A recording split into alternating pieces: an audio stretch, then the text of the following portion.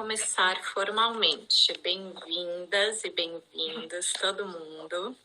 Camila Vinhas-Ítalo, nossa entrevistada, mas também todo mundo que está por aí e que topou essa entrada nesse espaço virtual da Mutina, aquela que dança.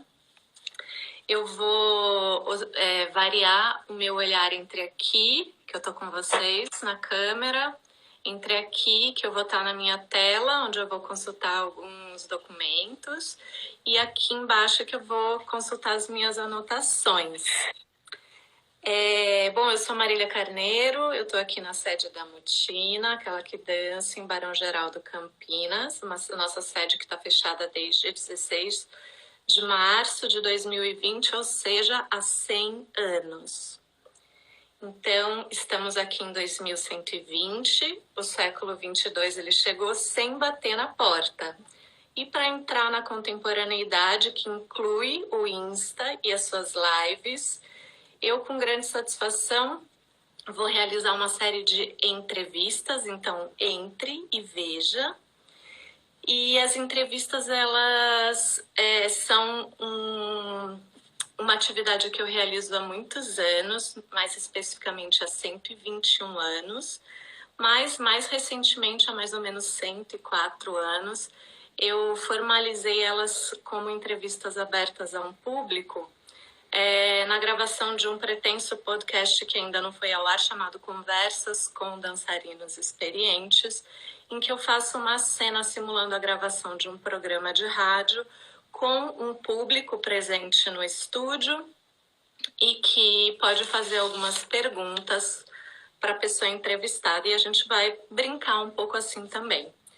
Essas entrevistas, o objetivo delas é informar um pouco as pessoas que me procuram como professora, que estudam aqui, e criar uma base de referência comum para nós. Então, essas entrevistas que a gente vai realizar também aqui, no século 22, elas também vão entrar para essa base de referência. Então, vira e mexe, a gente vai falar, lembra aquela entrevista no Insta com a Camila, em que ela falou tal coisa? E isso é também uma maneira da gente qualificar os nossos processos de ensino-aprendizagem, porque às vezes a gente vai estudar dança e as pessoas se surpreendem quando a gente também tem que fazer leituras, escolher métodos, né, enveredar por caminhos que envolvem escolhas teóricas. Então, as entrevistas, elas ajudam muito. Algumas pessoas que são mais preguiçosas, talvez algumas que se identifiquem até, que estão aqui no nosso ambiente virtual, para leitura, elas costumam aproveitar, mas as menos preguiçosas também. Se alguém quiser citar essas entrevistas, é possível. É claro que ninguém aqui vai fazer plágio. Então, no Brasil é muito pouco difundido os conceitos e as formas de plágio, mas o que interessa é que a gente possa criar uma cadeia de referência para que as pessoas possam chegar nas fontes. Então, a pessoa que se interessar por algo que você vai acabar usando, desdobrando nas suas falas, ela possa voltar, por exemplo, para a Camila e para o trabalho da Camila, ou para mim e para o meu trabalho. As normas ABNT, elas normatizam, então, como que você pode fazer isso se for no ambiente acadêmico e se for no ambiente da rede social, que é super legal também a gente poder falar isso, você vai citando os nossos arrobas, né, para que as pessoas possam chegar nas nossas fontes. A entrevista é uma conversa pautada por perguntas e que abrem um campo de resposta. O que a gente quer aqui, principalmente, é escutar a pessoa entrevistada sobre aquilo que só ela pode nos dizer. Então, hoje a gente vai surfar um pouco na história de vida e nas escolhas da Camila Vinhas-Ítalo, que está lá em Araçatuba, no interior de São Paulo. Então, Camila, muito obrigada por assim parcerar comigo e com a gente nessa novidade aqui do século 22. A gente também está a poucos dias da morte da Nancy Stark Smith, uma mulher brilhante que dá vida ao contato e improvisação e outras ideias movediças, e essas entrevistas também são uma forma de homenagear ela, que foi uma das minhas professoras e que quem vem estudar comigo escuta falar do nome dela diariamente, quase, que eu espero que vocês desfrutem. Como vai funcionar? Existe aí, né, uma caixinha de perguntas do lado desse bloquinho aí onde dá para fazer os comentários, uma interrogaçãozinha. E quem quiser ter uma pergunta aberta no último bloco da entrevista, uma pergunta para Camila, pode clicar então aí e deixar sua pergunta. E aí depois ela é aberta, né, publicamente. Isso acontece no nosso último bloco. Eu vou deixar aberto aí os comentários para ver o que é isso, né? Essa é a primeira vez também que eu faço uma live. Então a gente vai entrar um pouco agora na trajetória da Camila. Camila, bem-vinda. Quer fazer uma palavra inicial? Muito obrigada por esse convite maravilhoso e para não perder a oportunidade, muito obrigada pela sua presença. Acho que é sempre disso que a gente está falando.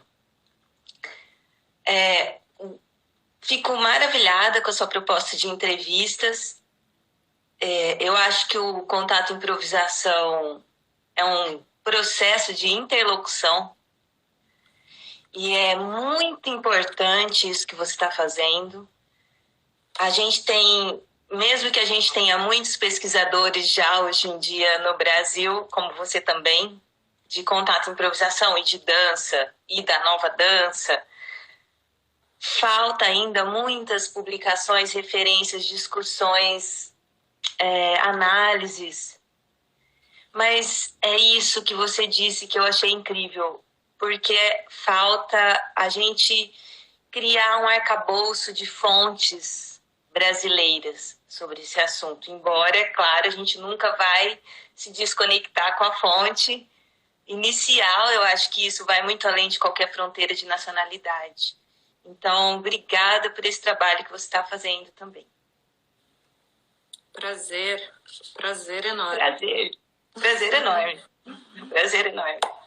Então, vamos lá. Camila, primeiro eu fiquei muito surpreendida, né? Apesar de eu já te conhecer há 120 anos e a gente já ter se encontrado em vários momentos dessa trajetória, eu fiquei realmente bastante surpreendida com a sua história de deslocamento entre áreas do conhecimento. Então, você vem de uma história da comunicação social, passa para a história, para a faculdade de história, passa para a faculdade de cinema, entra em estudos formais de antropologia e performance, e tudo isso alinhavado pela prática física, pela prática pedagógica e pela prática de pesquisa, tanto artística como acadêmica, do e com a dança e o contato improvisação especificamente, organizando diferentes eventos. Então, em 2008, você foi uma das organizadoras do primeiro encontro internacional de contato e improvisação em São Paulo, que é um evento que sobrevive, né, até o século passado. E a primeira pergunta, então, que eu queria fazer para você é sobre o que a passagem em cada um desses nichos, né, do conhecimento, ela vai te proporcionando e que te move para o próximo, né? O que te faz, por exemplo, você ir para a história, depois ir para o cinema, ir para a antropologia, e como que o contato improvisação ele vai alinhavando e vai indo com você, né, em cada em cada um desses nichos. Nossa! Às vezes eu tenho pensado pouco sobre o que eu produzi, porque eu estou sempre produzindo, e quando eu paro para fazer isso, eu me surpreendo também. Falo, nossa, mas deu tempo. Como é que foi? E muita coisa eu fiz com essa gana que eu acho que, sinceramente, a gente herdou, eu acho que eu posso falar, talvez no plural, desse questionamento do que é esse corpo que dança, o que é o gesto. A coisa que mais amarra o meu trabalho é o questionamento sobre o gesto. Mas essa conclusão eu cheguei há pouco tempo, depois de ter feito um monte de coisas mesmo. Então, realmente, quando, por exemplo, eu vou propor os encontros, então, por exemplo, o último foi o Silêncio em Contato, que foi uma produção que, na verdade, eu levei eu tive um viés, um contra-evento que aconteceu, que eu tive um dos patrocinadores desmarcaram na última hora, e mesmo assim as pessoas queriam que eu fizesse, então foi muito diferente do que tinha sido programado. E mesmo assim ele tinha a mesma proposição. E eu sinto que hoje talvez eu possa te falar, sem medo de ser feliz, é uma proposição política, né? O gesto talvez seja a coisa mais política que a gente tem. Eu, antes do jornalismo, passei pelo balé clássico. E eu amava. Uau. Porque, inclusive, era o que a gente conhecia, mas talvez não só porque fosse o que a gente conhecia, porque eu realmente amava. E eu não conhecia dança contemporânea, né? Eu conhecia até a dança moderna. Então, como eu também escrevia, fui para o jornalismo e para a fotografia. E a fotografia me resgatou para o gesto. Quando eu voltei para o Nova Dança, eu já estava trabalhando também como fotógrafa. Então, o que é a sensibilidade, né, expressa? Então, o que expressa essa sensibilidade do artista do corpo? E como o artista do corpo vê o corpo do outro no espaço, sente, recebe isso como uma comunicação. Eu acho que é a coisa que mais alinhava toda essa minha busca, assim, que é muito intensa, sabe? Sobre o que é mesmo que nós estamos fazendo aqui. Mas artisticamente, a gente tem todo um aparato para isso, assim. Então, por exemplo, uma das coisas que eu penso sobre o contato improvisação ser uma base é eu ter podido trabalhar ele como uma técnica de autocuidado para mulheres em situações de violência. Ter podido trabalhar o contato improvisação em pequenas intervenções nas ocupações das escolas, lá em Goiânia, e outras ações sociais. O contato, ele é uma revolução da comunicação. E foi construindo mesmo a minha consciência, né? A minha perspectiva. Então, assim, quando você leva um trabalho desse, por exemplo, para o interior de São Paulo, bem pequenininho, e você vai dar aula para pintor, para faxineira, muda muito. E coisas muito diferentes acontecem. A oportunidade de fazer o mestrado, assim, todas essas pós-graduações também foram uma grande surpresa. Porque eu encontrei na história uma maneira, a forma de fazer um diálogo real entre a fotografia e a dança no cinema. Eu já tinha feito outros trabalhos de cinema. Eu fui parte do Super Night Shot, que é do Gob Squad, que é um coletivo britânico-alemão. A gente fez isso de 2006 a 2011. Era um filme ao vivo. Eu comecei meu trabalho de rolar escadas lá, continuo até hoje. Uhum. Ainda estou fazendo contato, improvisação com a cidade, com esse trabalho. Mas a história e o cinema me mostraram como isso faz ainda parte do mesmo universo artístico, como a gente poderia usar. É claro que, assim, essa é uma resposta para as formas como eu vou alinhavando as próximas criações. Obviamente que não é uma resposta teórica, né, para esse questionamento gigantesco. É só, assim, uma forma de entender, porque realmente são vários lados, mas o centro é um só, né? Na verdade, para o Steve, por exemplo, são vários centros. A gente pode até dar esse problema para nós mesmos, mas a dança a gente fica muito descalço sem o registro audiovisual. E é muito importante a gente poder ter a oportunidade de retomar as fontes históricas, como você mesmo disse, você está criando isso é muito importante. Sim, você tem uma produção audiovisual mesmo, né? Ligada ao contato improvisação, o seu trabalho. Depois, quem quiser pode mandar direct que eu vou compartilhar todos os links para os trabalhos da Camila. É super interessante, porque não é só um registro, né? É uma narrativa audiovisual mesmo, em que dá para acompanhar um pouco o seu pensamento sendo construído. É muito interessante. E como que você chega, então, finalmente, nos estudos de performance, antropologia? Por que você decide levar os seus estudos para este lugar? E não, por exemplo, para um espaço da dança, né? Ou da educação? O que é que te fez fazer essa escolha? E se ela foi acertada ou não? Acho que sim, né? Porque você vai continuar mais 4 anos aí. Eu, na verdade, eu sou muito grata também a essa oportunidade, porque esse é o único curso interdisciplinar da América Latina. Então, ele me proporciona eu fazer um diálogo dentro da dissertação e da pesquisa entre a dança e a história, por exemplo, e a antropologia e a descrição etnográfica. Ele é interdisciplinar por natureza. Então, para esse curso, uma pessoa que tem esse problema como eu, que é bailarina, mas é fotógrafa, mas aí vai fazer fotografia, tem a visão de bailarina, aí vai ser bailarina, tem a visão de fotógrafa. Vai dando tilt. E esse curso me deu uma solução para esse problema. Sim, claro. Aí foi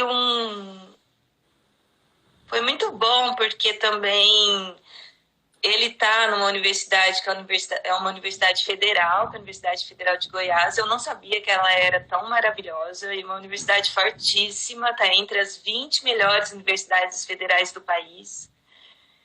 E lá também tem uma faculdade de dança e tem uma faculdade de artes cênicas. Então, eu pude trabalhar dentro da faculdade de dança, dando um curso de extensão que durou um pouco mais de 2 anos, pode, inclusive, ser retomado no doutorado. Não, vamos ver como é que vai ser, né? A questão do isolamento, porque a gente tem trabalhado online, que é o contato, improvisação e extensão. Então, eu podia estar fazendo um trabalho na faculdade de dança, estar vinculada à faculdade de história, fazendo essa pesquisa do audiovisual, e estar realizando também um trabalho nas artes cênicas. Então, é uma oportunidade mesmo de dialogar campos. Sim, entendo, de formalizar mesmo uma trajetória bem interdisciplinar, né? E, ao mesmo tempo, um movimento de institucionalização dos seus estudos de contato e improvisação que vão acontecendo fora, né, de ambientes institucionais, mas que você vai levando para dentro para costurar todo o desenvolvimento do seu pensamento. É muito legal. Tem tudo a ver com a Mutina, aquela que dança. Te espero aqui já. E aí, então, finalmente, porque, como eu falei, esse momento aqui passa muito rápido. Queremos saber como que você chega nesse estudo que dá origem ao lado surpreendente da queda. E aí, o que a gente quer agora é escutar um pouco você falar sobre o que é isso, né? O que é que você está apresentando nesse texto, resultado desse estudo, e quais são os seus métodos, e finalmente a outra pergunta eu vou deixar para depois. Ai. Fica à vontade. Deita no sofá aí. Ó, eu de vez em quando vou olhar um pouquinho ali, porque eu deixei algumas anotações, assim. Esse trabalho ele é muito extenso, porque o contato e improvisação é sem fim. Você começa a puxar um negócio, vem outro, que vem outro, que vem outro. É incrível. Então, o lado surpreendente da queda, né? a gente... Eu até me surpreendi também com esse título, porque há muitos anos, além de eu realmente acreditar em muito obrigada pela sua presença, eu também sempre digo nos cursos, né? Então, qual é a maior certeza que a gente tem na vida, né? Além da morte. E aí, essa pergunta ela é muito simples, né? É a gravidade. A gravidade delineia a natureza do nosso corpo, do nosso movimento, e a maneira como a gente se relaciona com ela delineia a nossa vida inteira, a nossa trajetória, mas também toda a visão de mundo. Se você alinha sua coluna, se você fica... Eu estou tentando entrar aqui na câmera. Então, aí eu fui propor, né, o contato improvisação, porque eu sempre tive muitas coisas escritas espalhadas e muitas reflexões e pensando, poxa, mas eu já publiquei algumas coisas, normalmente eu publico sobre coisas de outras pessoas, né, espalhei o trabalho de muita gente, assim, como jornalista e fotógrafa. E aí chegou a hora de falar do que eu tinha feito nos últimos 120 anos, como você diria. Sim, sim.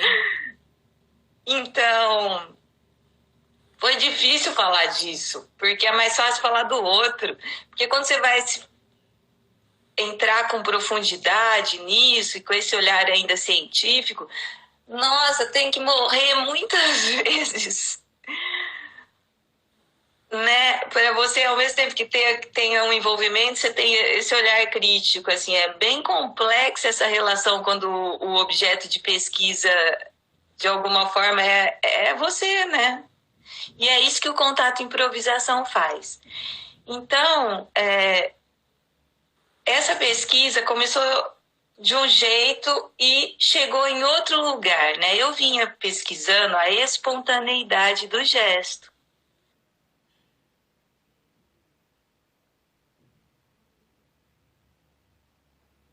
Nossa. E eu acredito... E o resgate da espontaneidade do gesto.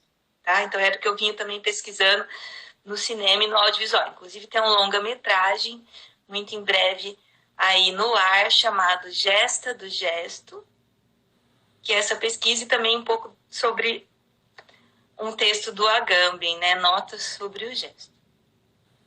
Mas muitas outras coisas, muito Walter Benjamin para sempre, né? Que é difícil. Mas aí... Era por aí que eu ia, pelo resgate da espontaneidade. Só que você tem que entrar num lugar mais formal e também a proposta dos meus professores e do meu orientador, que é muito, muito rico, ele propor que eu apresentasse isso para quem não fosse bailarino. Então tinha que ser interessante para quem fosse bailarino, para quem pudesse ou não ser meu aluno, no caso, de estar interessado na pesquisa, mas para um matemático, alguém que queria ler sobre isso.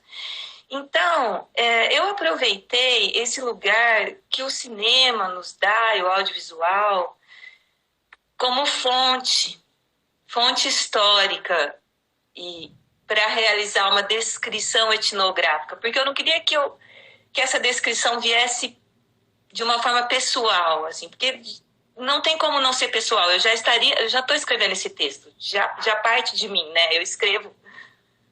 Sim, sim.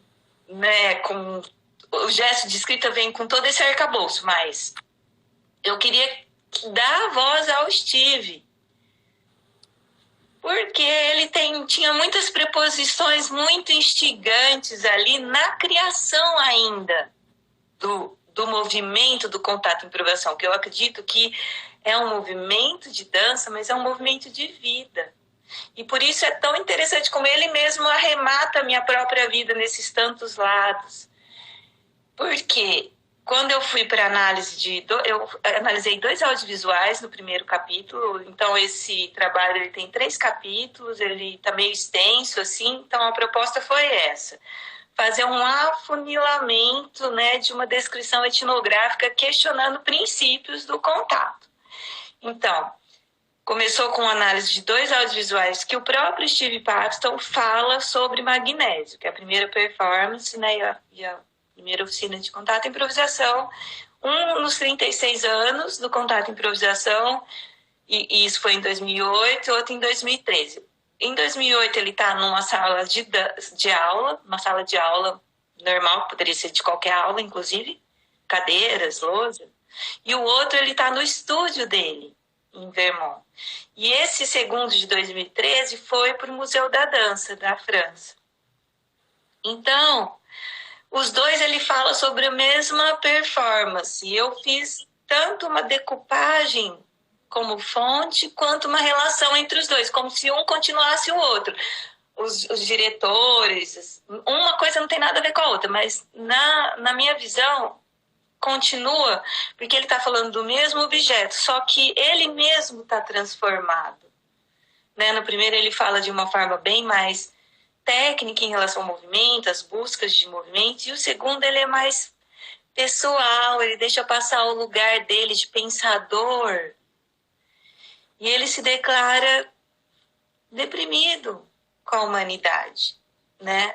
A gente está sofrendo isso há muito tempo, sobre essa perda, né, eu diria, da espontaneidade do gesto, a perda da sensibilidade, a perda, né, essa reificação do ser humano. Então, essa análise já me levou para esse conceito de estado de concordância.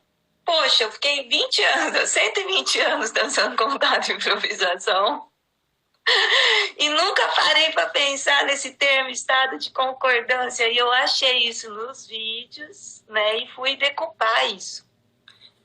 Tá, então você encontrou o Steve, ele formulando a ideia sobre um estado de concordância que é encontrado dentro da prática do contato e improvisação, é isso?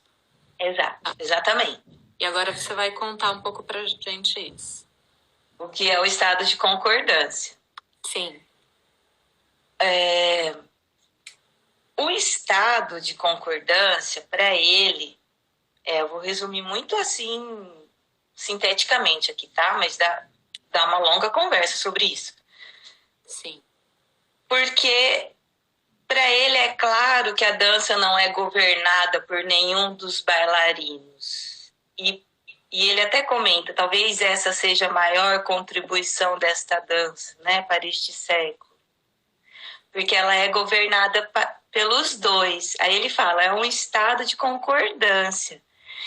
Só que isso só acontece quando os dois se tornam, assumem a responsabilidade por si mesmos, mas também pelo outro da mesma forma, na mesma intensidade. Mesmo deixando muito bem claro, ensinando muito bem a queda e deixando bem claro que cada um é responsável pela própria queda. Por isso, esse treino todo em cair. Mesmo a gente sendo sempre responsável pela nossa queda na dança, a gente, como quando entra no estado de concordância, a gente pode entrar num lugar de interlocução muito rápido, até às vezes, para a percepção, a gente é responsável por nós, pela nossa queda sempre, mas a gente é responsável pelo outro no cuidado. E esse cuidado envolve não ter gana de nada, não querer levar a dança. Deixar que a dança leve. Isso nunca vai gerar um perigo, embora a gente esteja sempre lidando com situações de perigo. Esse estado de concordância, ele dá para ser mais destrinchado ainda. Eu falo bastante dele no trabalho, né? Uhum. Então, só para dar uma continuidade um pouquinho, isso foi o primeiro capítulo. Então, no primeiro capítulo, eu também falo, e isso sempre de acordo com o que ele fala, então eu vou destrinchar, né, através dessa análise fílmica, né, e de um contexto histórico. Mas o que eu fiz? Eu fiz algumas entrevistas com ele. Com o Steve Paxton. Isso, eu fiz algumas entrevistas com o Steve Paxton por e-mail, entre 2018 e 2019. E fui falando do que eu fui achando e do que estava propondo. Então, essas entrevistas também entram, né, nessa dissertação, nesse trabalho, e ele fala também sobre isso, né?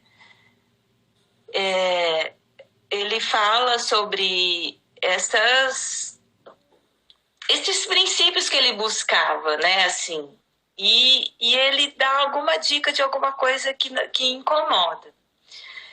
E aí, então, assim, isso foi o primeiro capítulo. No segundo capítulo, e aí agora eu gostaria de aproveitar e agradecer,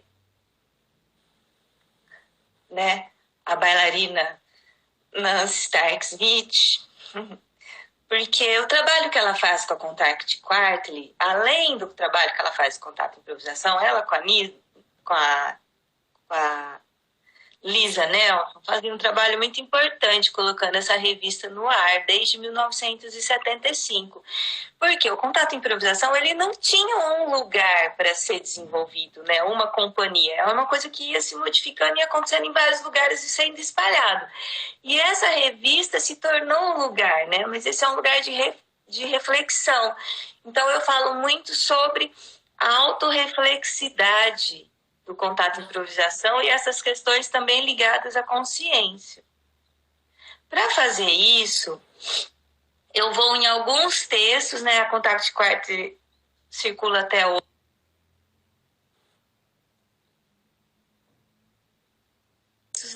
Nessa Contact Quarterly, e aí sai uma coletânea histórica que vai de 75 a 97, que eu pego alguns textos dele e aí vou analisar essas questões da queda, por que ele escolheu o Aikido, por que a queda, e vou destrinchando isso no segundo capítulo, de acordo com os textos dele. Então tem, né, também é inevitável a gente falar de chute, né, de Fall After Newton, então ele também fala muito da Nancy, e essas coisas vão aparecendo. Então, quem vai falar do contato improvisação é o próprio Steve pela voz das suas publicações, que eu vou trazendo, alinhavando por esse viés. Só no terceiro capítulo que eu entro mais como artista e professora de dança, né, e bailarina, porque eu vou falar da aula do contato improvisação, né, e o que busca um professor de contato improvisação. Porque embora, né, esse termo seja muito, né, contato, improvisação, é uma técnica, né, e eu diria muito formal, extremamente disciplinar, e embora seja improvisação, é muito séria. Sim. Não que a improvisação não seja séria, não foi isso que eu quis dizer. O que eu quis dizer é que, infelizmente, existe um estigma sobre vou improvisar aqui, assim, vou resolver de alguma forma. Não que as pessoas não tenham talento para improvisar, e é na improvisação que traz toda a carga que a pessoa tem, mas existem meios para os quais essa improvisação acontece. Então, por exemplo, no trabalho, essa improvisação só acontece, na minha análise, quando os bailarinos entram na mesma frequência esférica de movimento. Então, a gente está falando de questões bem técnicas de movimento e de como o contato improvisação, né, nessa análise compreende o espaço esfericamente, o movimento esfericamente e se coloca esfericamente no movimento. E por isso, né, a queda. Qual é o lado surpreendente da queda, Marília? Qual é, Camila?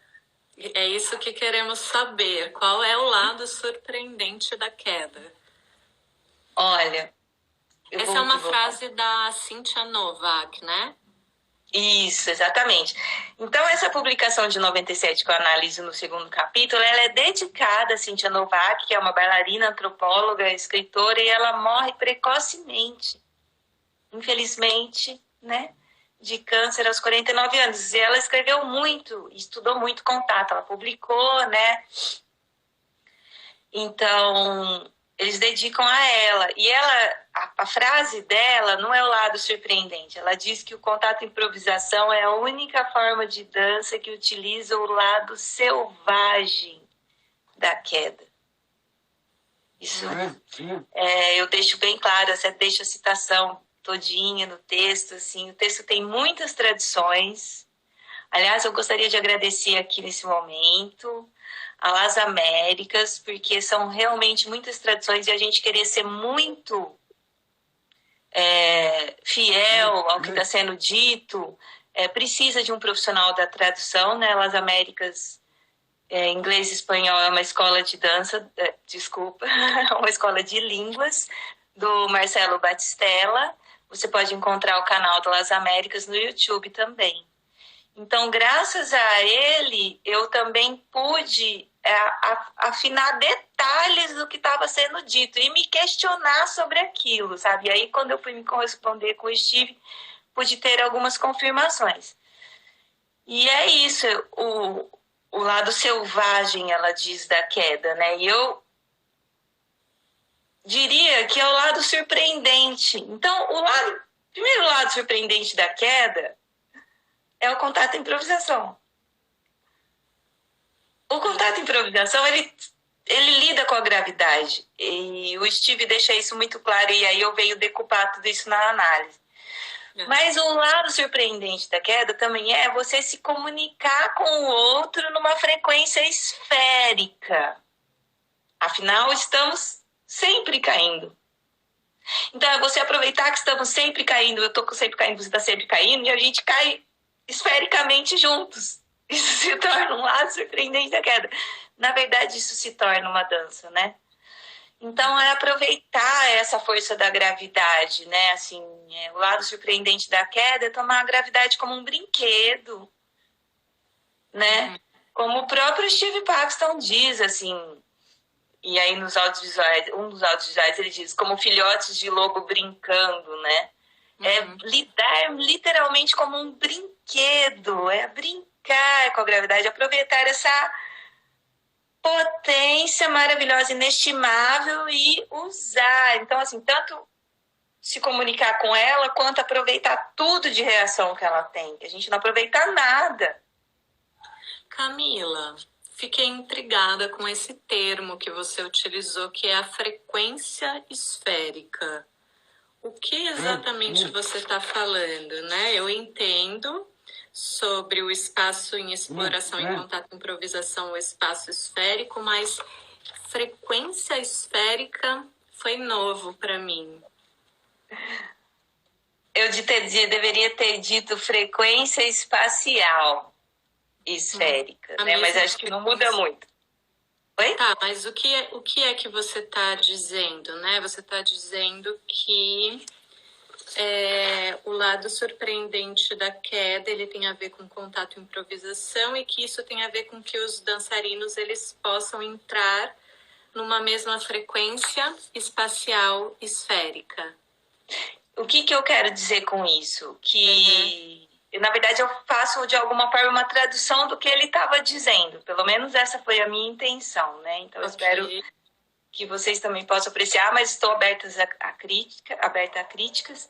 Mas o que eu quero dizer com isso é frequência espacial esférica, né? Então, a gente treina aqueles rolamentos que ele fez, todos, para material para a coluna, né? Material for the spine, lida sempre com esse design esférico de todas as extensões em jogo, do que ele chama de gesto. Eu até falei gesto de corpo total, ele fala corpo total e eu com essa coisa do gesto, que ele chama, é uma atitude de corpo total. Fala, é um gesto de corpo total, porque tá tudo em jogo dentro de um design esférico. O que ele entende? Que a gente tem que incorporar mesmo esses rolamentos esfericamente para que a gente não...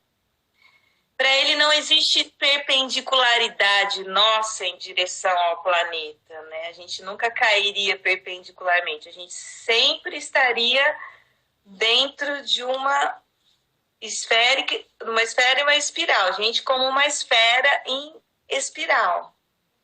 Sim. E foi essa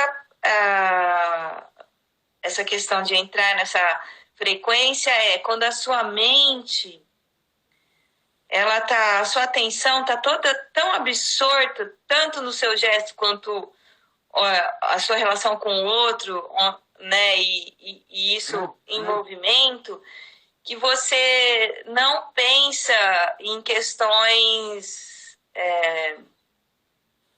não que você não lide com o perigo, mas que você não entre numa formalidade da perpendicularidade mesmo. Sim, entendo. Não entendo. sei se eu respondi a sua pergunta. Sim, eu entendo que você está falando que aí eu vou me servir um pouco do aparato conceitual do sistema Laban-Barthéniak de análise do movimento, que fala que o corpo, ele é espaço, né? Mas não necessariamente, né? Se a gente é capaz de nos deixar, enquanto corpo, atravessar pelo espaço. E se a gente está trabalhando com a noção de um espaço esférico em exploração, e eu deixo esse espaço esférico ele atravessar o meu corpo, e isso vai me dar formas específicas, então eu estaria entrando talvez nisso que você está chamando de frequência espacial esférica, e se eu e o meu duo o fazemos, né? Entramos nessa frequência espacial esférica, então a gente aí entra dentro desse universo contato e improvisação referenciado pela obra paxtoniana. Isso que eu entendi. Perfeito, exatamente isso. E ele deixa isso assim, ele quer acentuar isso porque ele propõe que ele está sempre preocupado com a atenção e com a consciência, né? Então ele também propõe que a gente se pergunte, né? Quando você está num lugar, por exemplo, rolando no ombro, ou algum lugar maior, assim, né? Que pode dar um pouco, né? De medo mesmo, de agonia, uai. Ele faz você se perguntar assim, né? Mas você perdeu a sua atenção aonde ela estava, e aí sim o corpo matéria, né? Materialidade do corpo esférico, né? Então, aonde você está? Você perdeu a sua atenção, perdeu a sua consciência. E por isso a gente, claro, expandir todas as técnicas que inclusive estão sendo, né, criadas até depois do Paxton, mas a gente insistir nos princípios, porque os princípios eles são muito complexos, eu acho ainda. Assim, será que a gente incorporou tudo? Eu particularmente, Camila, eu vou dizer que não. Ainda tô caminhando. Mesmo 125 anos depois. Que ótimo. Mesmo 125 anos depois. Camila, você não vai acreditar, mas não. O tempo passou. Estamos quase no final desse momento. Eu queria convidar, não chegou nenhuma pergunta aqui, eu queria muito encorajar essas 15 pessoas que estão aí, entraram e estão de olho, para formularem uma pergunta para a gente poder fazer essa cena interativa. Que tal? Quem topa mandar aí uma pergunta para Camila sobre o lado surpreendente da queda? Alguém tem coragem? Temos poucos minutos. Não sei se alguém está se encorajando. Já... Eu gostaria... Uau! Alguém disse? Fala. Não, eu gostaria de dizer uma coisa sobre o diálogo. Que eu insisto que essa é uma forma espacial de diálogo, né? E que ele cria uma interlocução com o espaço também, o Steve, através dessa técnica. Então, a gente está dialogando com o outro, mas a gente está dialogando com o espaço. Então, a gente está dialogando literalmente com o planeta, sabe? Não é um papo assim, né, nova era. É uma coisa física, assim, a gravidade é uma realidade muito física, né? Uma análise muito cinética mesmo. E você fazendo esse tipo de trabalho de entrevistas, expande esse diálogo. Esse diálogo ele realmente precisa de muita discussão, porque hoje, em tempos de Covid, talvez o diálogo seja a única forma de sobrevivência que a gente tenha. E você, com essas entrevistas, assim, você traz muitos conteúdos, a gente conhece muito pouco, assim, dos outros, da pesquisa dos outros, as pessoas pesquisam muito. E, assim, eu também gostaria de dizer que, embora tenha esse lugar do bailarino, pode parecer que ele não está muito ligado a questões teóricas, eu vim a encontrar bailarinos extremamente pesquisadores, assim, super teóricos, muito dedicados à leitura, à escrita, assim, você mesma, né, Marília, é uma delas. Então, sim, na verdade, eu acho... Tô devendo também, tô devendo publicar, eu sei que eu tô devendo. A gente quer ler. Nossa, eu adoro, tô devendo mesmo. Camila, chegou várias perguntas, a gente não vai te interromper.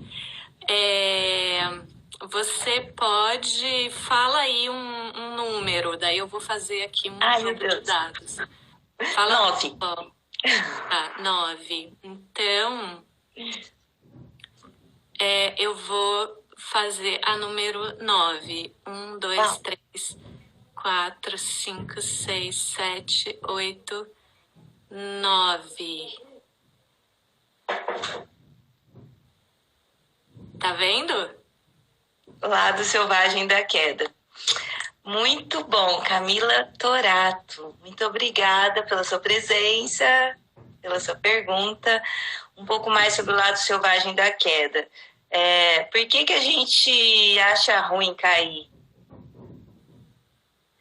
Por que quando as pessoas estão envelhecendo, elas falam, é a gravidade? Poxa, será que a gravidade não seria muito mais um instrumento, assim, como um brinquedo e uma bênção até para que a gente... A gravidade que constrói nossa verticalidade. Então, o que a gente ensina no contato improvisação? A mergulhar na queda. A gente mergulha na queda. A gente surfa na queda. A gente voa na queda. E isso é selvagem no sentido quase até poético do termo, assim, né? Eu acho que no sentido animal, assim, de ter toda uma potência cinética, esse gesto de corpo total, se entregando na queda, e você não cair. Aconteceu outra coisa. Não se estatelar, né? Sobreviver mesmo, a queda como uma passagem.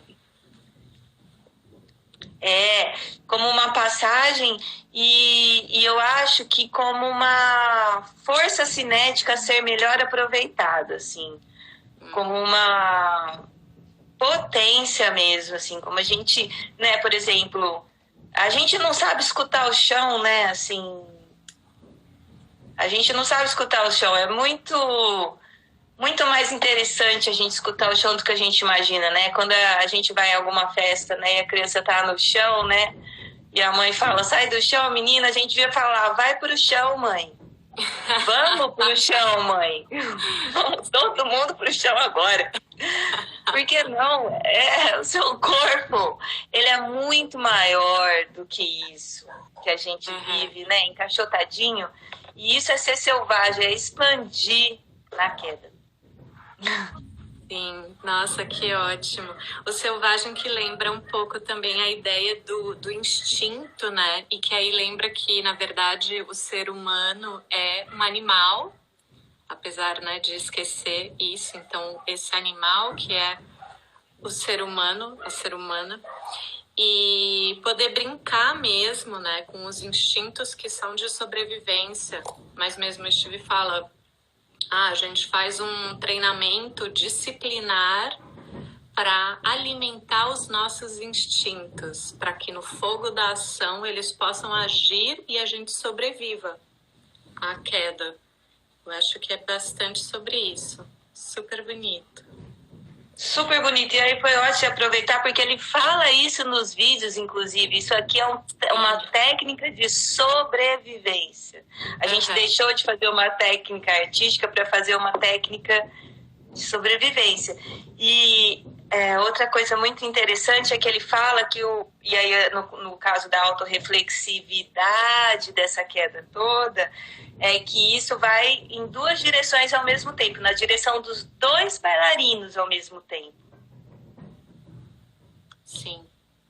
Da percepção dos dois bailarinos, perdão, eu não me comuniquei muito bem.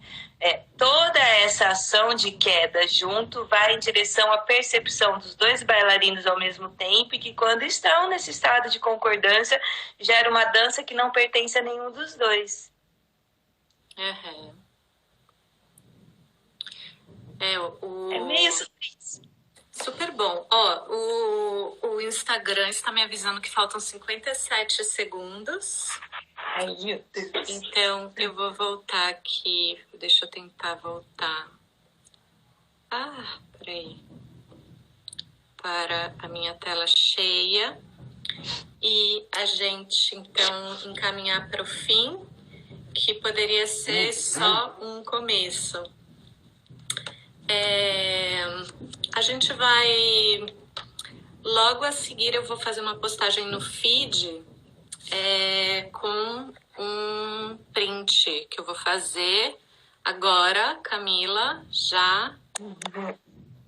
E aí, eu pedi para quem esteve aqui para deixar alguns comentários lá, para a gente poder criar um rastro mesmo dessa conversa. É isso, estamos acabando, 6 segundos. Última palavra, Cami. Vai com peso!